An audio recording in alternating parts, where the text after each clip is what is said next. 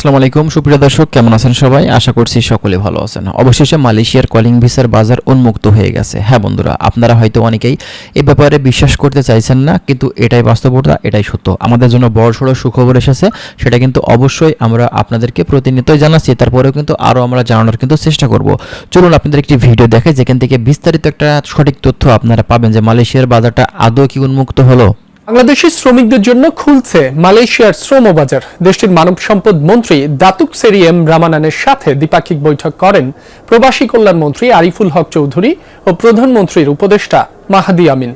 পরে সংবাদ সম্মেলনে তারা জানান, দ্রুততম সময়ের মধ্যে শ্রম বাজার খুলতে সম্মত হয়েছে কুয়ালালামপুর।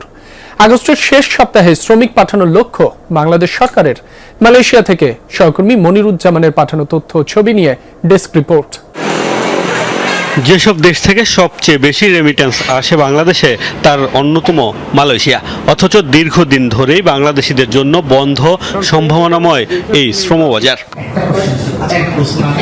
অবশেষে আসার কথা শোনালো সরকার। মালয়েশিয়ার মানব সম্পদ মন্ত্রীর সাথে শ্রমবাজার ইস্যুতে দুদিন বৈঠক করেন প্রবাসী কল্যাণ মন্ত্রী আরিফুল হক চৌধুরী ও প্রধানমন্ত্রীর উপদেষ্টা মাহাদি আমিন। বৃহস্পতিবার বাংলাদেশ হাই কমিশনে তারা করেন সংবাদ সম্মেলন, জানান দ্রুততম সময়ে শ্রমবাজার খুলতে রাজি হয়েছে কুয়ালালামপুর।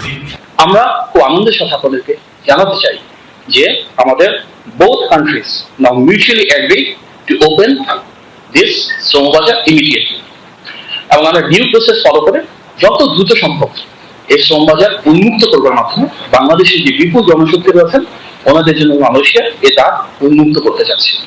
প্রধানমন্ত্রীর উপদেষ্টার দাবি, আগস্ট মাসের শেষ সপ্তাহ নাগাদ মালয়েশিয়ায় শ্রমিক প্রেরণের লক্ষ্য নির্ধারণ করা হয়েছে। বলেন, দালালদের দৌরাত্ম্য বন্ধেও কাজ করবে সরকার। আগামী এক মাসের ভিতরে আমরা আশা করছি যে বেশ কিছু শ্রমিক এখানে এসে কাজ শুরু করবেন। সবসময় দেখা যায় যে বেশ কিছু দালাল বা অসাধু চক্রের সৃষ্টি হয়, তারা বিভিন্ন ধরনের প্রতারণামূলক কর্মকাণ্ডে লিপ্ত থাকেন। আমরা বাংলাদেশে গিয়ে সংশ্লিষ্ট আইন শৃঙ্খলা বাহিনী এবং প্রশাসনের সাথে আলোচনা করব, নির্দেশনা প্রদান করব, যেন এই ধরনের ভোগান্তির শিকার কোনো সাধারণ মানুষ না হন।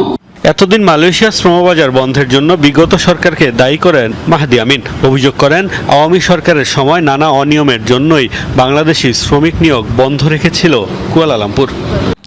তো আপনারা কিন্তু এই ভিডিও থেকে ব্যাপারগুলো বুঝতে পারছেন যে মালয়েশিয়ার কলিং ভিসার বাজারটা সরাসরি কিন্তু আমাদের বাংলাদেশের প্রবাসী কল্যাণ মন্ত্রী এবং প্রধানমন্ত্রীর উপদেষ্টা মাহাদি আমিন তিনি কিন্তু বিস্তারিত বিষয়গুলো সম্পর্কে আমাদের কিন্তু অবগত করেছেন যে বাংলাদেশ থেকে পুনরায় আমরা এই দেশটিতে যাওয়ার কিন্তু সুযোগ পাচ্ছি এবং আগস্টের শেষ সপ্তাহ থেকেই কিন্তু কার্যক্রমটা স্টার্ট হচ্ছে এবং আমরা কিন্তু পুনরায় আবারও বিভিন্ন ক্যাটাগরিতে সেখানে যাওয়ার কিন্তু সুযোগ পাবো। তো যাই হোক, যারা বাংলাদেশ থেকে মালয়েশিয়াতে যাওয়ার জন্য অধীর আগ্রহে বসে আছেন, আপনারা আপনাদের ডকুমেন্টসগুলো রেডি করে রাখুন এবং আপনারা ভয়েসেলের সাথে যোগাযোগ করুন। তারা কিভাবে কি সিস্টেমে কর্মীগুলো নেবে, অবশ্যই তাদের সাথে যোগাযোগ করে সঠিক তথ্য নিয়ে তারপরে কিন্তু তাদের মাধ্যম দিয়ে আপনারা যাওয়ার চেষ্টা করুন।